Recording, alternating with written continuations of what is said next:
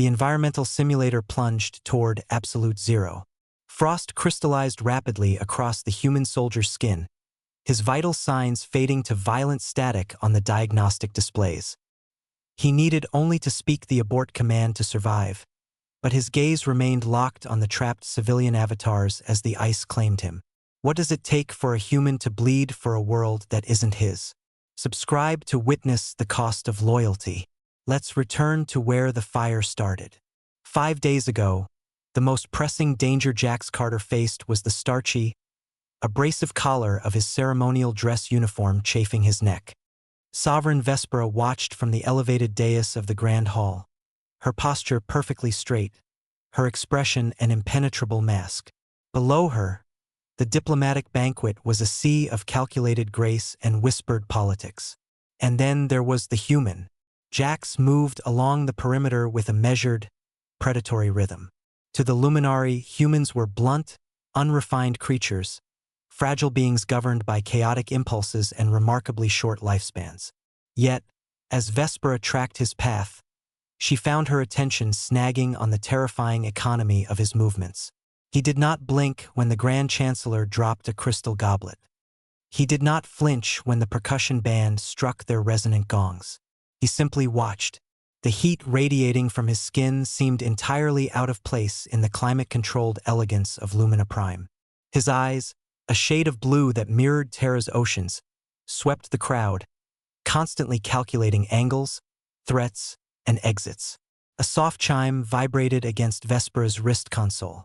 Kaelin, her niece and the royal heiress, had slipped through the arched glass doors into the botanical gardens. Before Vespera could even raise a hand to signal the royal guard, Jax was already in motion. He slid through the dense crowd without disturbing a single silk gown, a phantom in a dark uniform. Vespera stood, abandoning protocol, and followed at a distance, stepping out onto the overlooking terrace. The gardens were thick with bioluminescent flora, casting eerie, shifting patterns of blue and violet light across the stone paths. Down below, 3 figures melted out of the heavy foliage.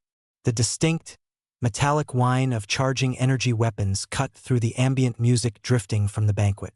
They aimed their rifles directly at Kaelin's back. Vespera's breath caught in her throat. Luminary physiology demanded absolute stillness in the face of sudden terror, an ancient, deeply ingrained survival response. Her limbs locked. The human did not freeze. Jax lunged.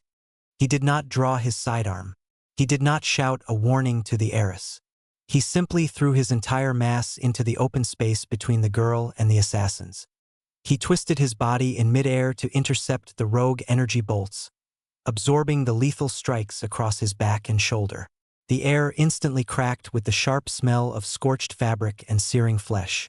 He collapsed heavily onto the cold stone path, a broken shield of muscle and bone, his dark red blood stark against the glowing alien moss. Sometimes, the most profound armor is made of fragile human bone. Subscribe to follow this journey to the very end. Hours later, Vespera stood in the sterile white quiet of the Royal Medical Ward. The low, rhythmic hum of the regeneration tank vibrated through the polished floor plates, traveling up through her boots.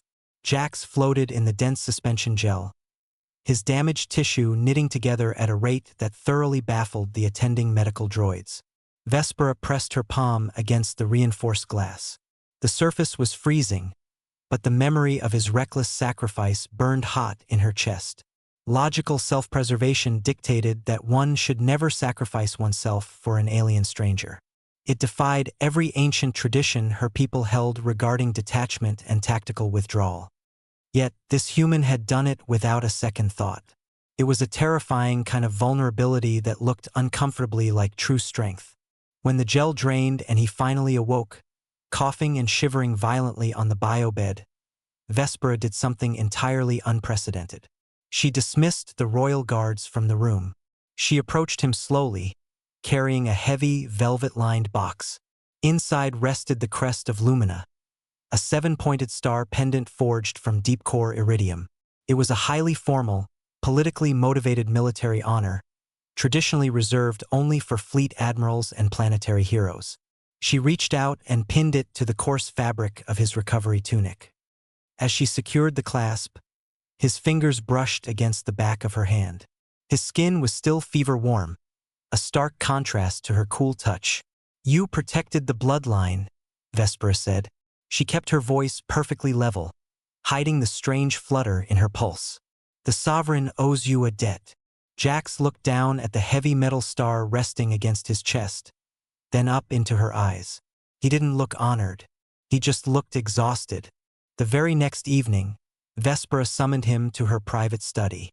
The grand arched windows displayed the 3 moons rising in sequence over the capital city, casting long silhouettes across the floor. She turned to face him, feeling the crushing weight of 1,000 years of rigid tradition pressing down on her shoulders. "A simple medal is insufficient for what occurred," Vespera told him, watching the way a muscle feathered in his jaw. "The Council requires absolute stability in the wake of this attempt.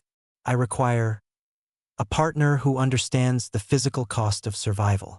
She stepped closer, invading his personal space, searching his face for a reaction. "I am proposing a permanent cultural and political bonding arrangement between us." Jax didn't flinch at the proposal. He just looked at her, the silence stretching thick and electric in the moonlit study. "If I do this," Jax finally said, his voice a low gravel that vibrated uncomfortably in Vespera's chest, "I don't hide behind a royal decree. I take the trial of worth." Vespera's pulse spiked, a deeply unluminary reaction. The trial was an ancient, brutal gauntlet designed for their physiology, not the fragile architecture of a human. It was designed to break warlords, but the hard line of his jaw offered no room for negotiation. He refused to be a shielded political asset. For the next lunar cycle, Vespera became a ghost in the observation tiers, watching a human bleed for a world that wasn't his. She monitored the telemetry feeds as he endured 5 days in the jagged ice canyons of the northern wastes. Luminary biology would have entered a stasis sleep. Jax simply kept moving, his thermal signature a stubborn, angry red flare against the whiteout conditions, defying every medical model her scientists possessed. She sat in the grand amphitheater during the public interrogations, her hands gripping the carved stone armrests as Duke Malachor attempted to humiliate the Outworlder. Malachor spun elegant, venomous webs of aristocratic rhetoric, aiming to prove human inferiority. Jax did not play their games. Standing in the center of the hall, his face still wind-burned from the ice canyons, he dismantled the Duke's arguments with terrifying, blunt honesty. He spoke of the mechanics of survival. He detailed the exact physical cost of putting a body between a weapon and a target. Malachor's sophisticated theories withered under the harsh, heavy gravity of Jax's lived reality.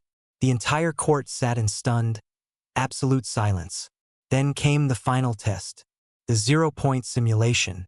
From the elevated control room, Vespera watched the diagnostic screens as the failing ship scenario activated. The temperature inside the chamber plummeted. This was the moment the medical feeds had turned to violent static. She watched him freeze all over again. He didn't have to stay in that corridor. The parameters of the test only required him to secure the simulated ship's drive core. But he had found the trapped civilian avatars in the lower decks. And just as he had done in the botanical gardens, he discarded logic. He locked himself in the atmospheric breach to give the fictional civilians time to evacuate. The monitors screamed a flatline warning. Vespera's hands flattened against the reinforced glass. Her reflection stared back at her, wide-eyed and stripped of all royal composure. This was not a tactical miscalculation.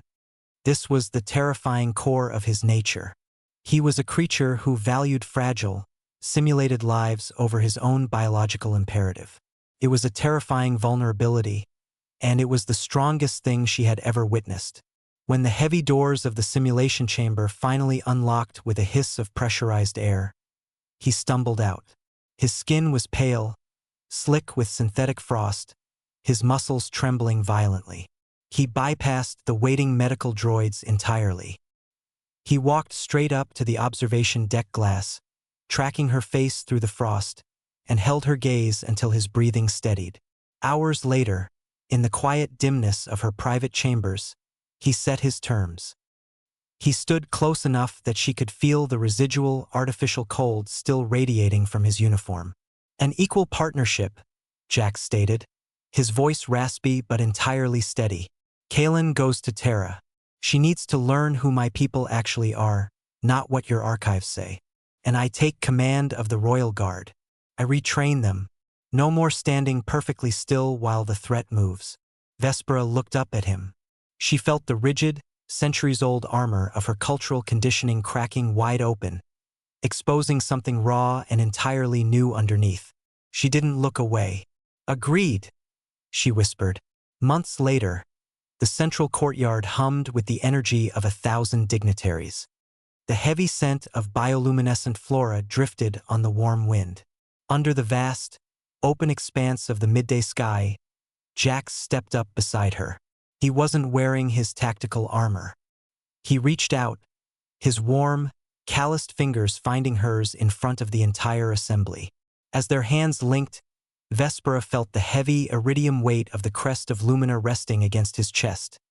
No longer a cold payment for a military debt, but the physical anchor of an impossible, beating heart. When ancient walls fall, what kind of world gets built in the ruins? Subscribe to unlock the next file in the archive. Tomorrow we chart a new course into the dark.